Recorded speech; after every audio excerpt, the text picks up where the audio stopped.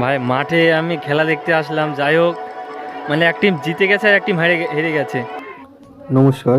আজ ঘুরতে ঘুরতে চলে গিয়েছিলাম আমাদের দত্তপল্লী একটা ঐতিহ্যবাহী মাঠ, ডাইমা ক্লাব মাঠে।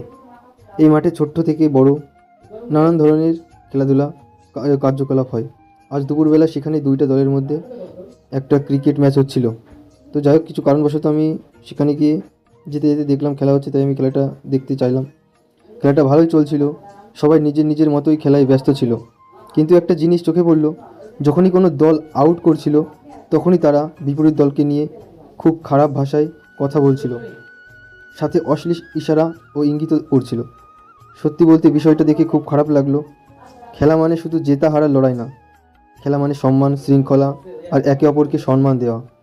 আমি শেষ পর্যন্ত দাঁড়িয়ে দেখলাম খেলা কোথায় গিয়ে শেষ হয়, কিন্তু শেষের দিকে পরিস্থিতি আরও খারাপ হয়ে গেল। দুই দলের মধ্যে কথা কাটাকাটি, অশ্লীল ভাষা, সব কিছুই বেড়ে গেল।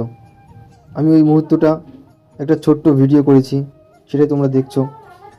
কিন্তু যে সেখানে তাদের আসল ভয়েস আমি মিউট করে দিয়েছি, কারণ তারা যেসব কথা বলছিল আর যেগুলো প্রকাশ্যে দেখানো বা শোনানো ঠিক না, কারণ ওগুলো তাদের খারাপ হবে। শেষে একটা কথাই বলবো, যারা মা বাবা আছেন তারা নিজের সন্তানদের ছোট্ট থেকেই ঠিকভাবে শেখান, সামলান, কারণ সময় বারবার সুযোগ দেয় না। যখনই হাতের নাগালে থাকবে না, তখন আফসোস করলেও আর কিছুই করার থাকবে না। সবাই ভালো থাকুন, সুস্থ থাকুন, আর সবচেয়ে বড় কথা, বাচ্চাগুলোকে দেখুন এবং অবশ্যই মানব ধর্মটা আগে পালন করুন।